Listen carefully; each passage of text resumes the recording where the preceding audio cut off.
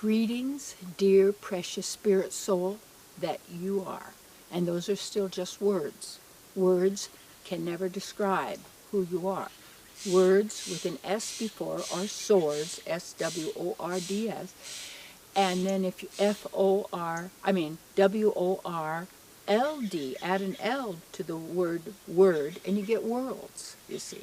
It's important for you to know the language, because then when you know the language that you're speaking, you actually know what spells you are casting through spelling and through your writing curses, you see. My topic, hold to your focus. Now, this is really important that, and even that word has other meanings. Anyway, how to stay centered and hold your focus, because there's so much domination and avoid domination. That's what so many relationships are about. Who can dominate, who can control, who can guide, who can direct, who can get their way, have it be the way they want it. And you got to have it be the way you want it. And what that means is learning how to hold your focus, and also observing how there's a continual effort to redirect you away from what's best for you and what works for you and what your mission and purpose is. And you could make up any mission and purpose, because that's also the trap. That, you're going to, when you get born again, you're going to move to a higher level, and then you've got lessons to learn. This is all takes you away from your center, takes you away from truth, and gets us lost in this realm of confusion, of words, of suggestions, of beliefs, and so that's why there's so much effort always to direct your thinking, direct your consciousness, direct what you're doing. And you want to notice some of the ways that you're redirected and taken off purpose. That means you're shut down. That means you're continually told what to think and what to say and what to do and what you need to do and what you should do with your life. And all of this is domination. And yeah, a lot of us, I've been through stuff where it was not really the best thing for me, but I was also caught up in the world of suggestion, the world of, and those suggestions they're hypnotic trances. And when you enter a building, it's called the entrance. You're going into that trance, that conjured up reality, all right? So to hold your own focus, you have to look at how you get off your focus. You could be ridiculed. You could be, which is real popular on the internet, is to criticize people, make them look like fools, laugh at them, all of this kind of thing. And you have to say, well, what's my guide? How do I know truth from false? Okay. I was working with one of my students on the phone, and she was talking about how she was complete in anxiety. She had been I hadn't heard from her in a long time, and really absorbed in fear and anxiety. Well, I first said, well, why don't you breathe? She said, I haven't been breathing for 2 weeks. I've been so scared. Yeah, I have. Yes, because you start believing the thoughts. You start believing the news. You start believing the newspaper. You have to get who owns these. Who's has a vested interest in you having to get off your path. And most people, they don't know their path. They're walking on somebody else's path, or they're following somebody else's path. And you have to be able to know yourself and know how you get taken off your path. And I remember how I used to get taken off my path all the time was to have a relationship. You have to then be on their path, So to have a relationship, you have to give up your path to be on you. Why can't we both walk our path, you see? Why can't all of us? Because if we have what our center is the divine. Our center is the mystical. Our center is who we are.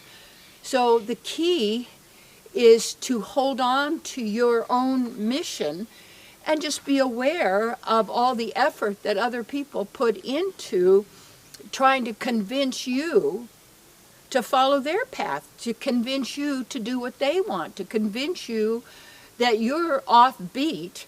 And there's also moodiness. Moodiness is really manipulation. Anger is manipulation.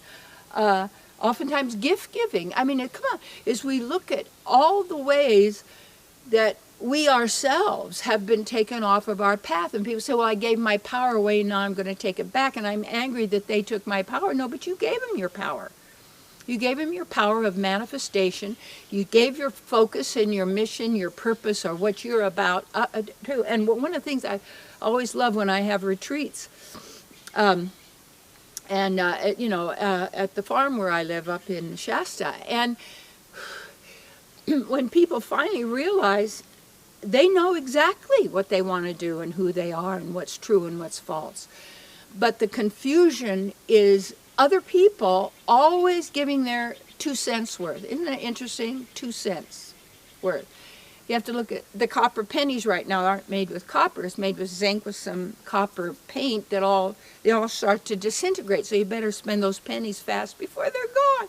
But just disintegrate. So, when you know truth from false, you're powerful because you stand in your power. And you don't have to fight people. You don't have to try and convince them it's okay for you to be who you are. You don't have to get permission from someone else.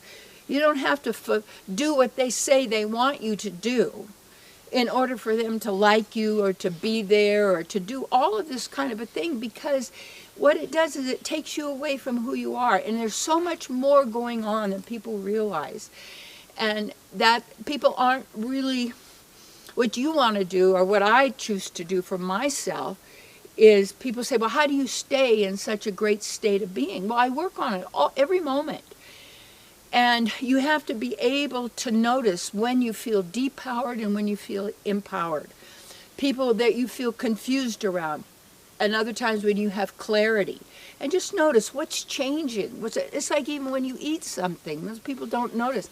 They get really tired after they eat. Well, yeah, usually digestion goes to your stomach, but like I don't eat processed food. No, because it makes me tired. Takes my energy, takes my vitality. It's not real food, so the body can't digest it, and the body gets sick.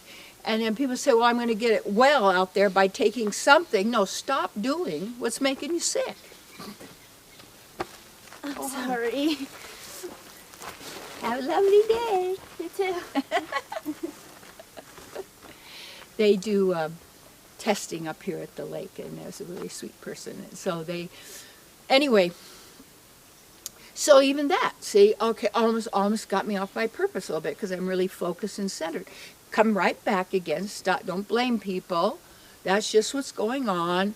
Get back to center. And the more, like, say, you're breathing, more you can get those shoes off. You walk a little barefooted. The more you become a vegetarian. And if you can't get the really good, raw organic milk, then it's best to do the vegan thing, because there's all this animal cruelty that's going on. Unbelievable.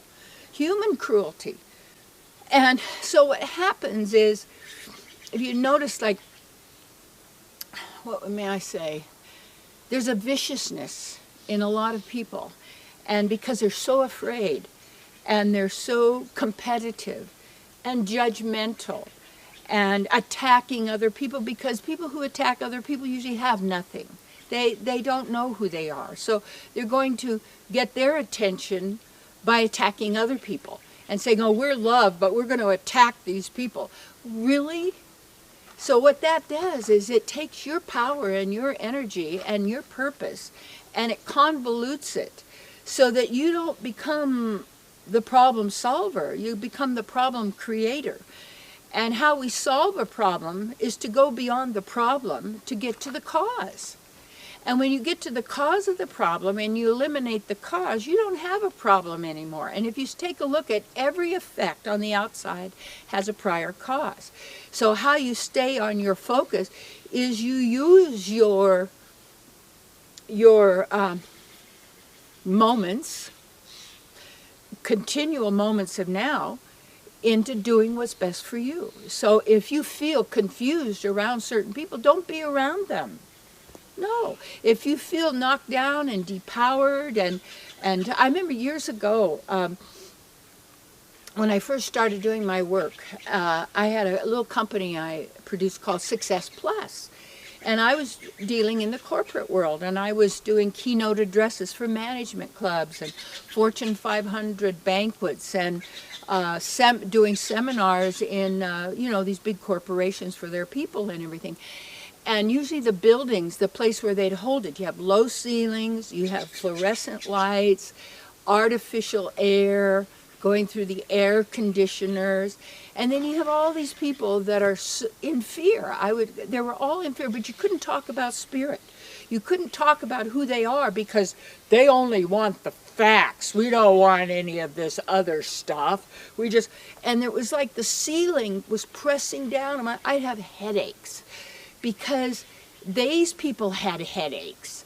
And these people were all, I remember once I spoke, it was at a college and in the class, and there were a few bright lights that knew what I was talking about, but others already were conditioned to be critical, judgmental, hostile, threatening, challenging, but in a way that wasn't really nourishing.